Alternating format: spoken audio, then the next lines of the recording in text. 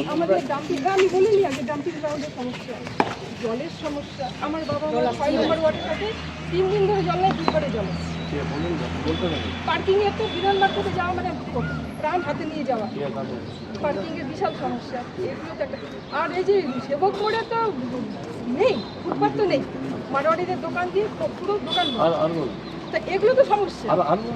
অবশ্যই না না না দাদা, আপনাকে পেয়েছি আজকে, আপনাকে তো বলবো। আমি চাই, আমি দিদিকে খুব ভালোবাসি, আমি কিন্তু কট্টর তৃণমূল। আপনাকে শুনুন, কিন্তু এই সমস্যাগুলো আমাদের দিয়ে না না আপনাকে আপনি বলে যায় চলে গেলে হবে না। আমি তো শুনতে চাইছি। আপনি কি জানেন যে আপনার ওয়ার্ডে এক সহনাগরিকের বাড়িতে থেকে আমি আপনাদের ওয়ার্ডে পুরো নাম্বার 1।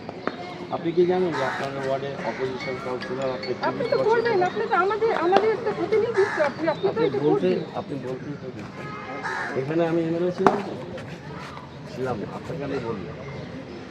আপনি জানেন যে পুরসভা ভারতবর্ষের মধ্যে প্রথম গাছ তুলে প্রতিস্থাপন করে প্রায় 250 থেকে 300 গাছ বাঁচিয়েছে। আপনি জানেন, শুনুন আপনাকে আমি নিয়ে যাবো একদিন। আপনি যখন এত সমাজ সচেতন মানুষ, 1 নম্বর হচ্ছে গাছ প্রতিস্থাপন করে গাছ বাঁচিয়েছে। সে ভিকার রোডের দার্জিলিং মোড়ে যে গাছগুলো কেটেছে, এটা ন্যাশনাল হাইওয়ে অথরিটি অফ ইন্ডিয়ার পদে।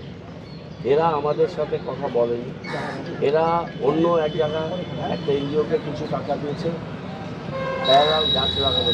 তাদের সাথে আমি বহু মিটিং করেছি, তাদের বলেছিলাম যে এখানে সমস্ত গাছ প্রতিস্থাপন করা সম্ভব হয় না, কিন্তু 70-80% গাছ প্রতিস্থাপন করা সম্ভব। বর্ধমান রোডে গাছ তুলে অন্য জায়গায় লাগিয়েছি আমরা, এরকম বহু জায়গাতেই গাছ প্রতিস্থাপন করে অন্য জায়গাতে আমি লাগিয়েছি। নাম্বার 1, হিলকার রোডে ফুটপাতে যারা বসেন, দীর্ঘদিন ধরে বসেন, আমি আসার অনেক আগে থেকে বসেছেন। আমি একটা লাইন আপ করে এক সাইড দিয়ে লোকদের বসার ব্যবস্থা করেছি, আরেক সাইড দিয়ে তাদের হাঁটার ব্যবস্থা করেছি।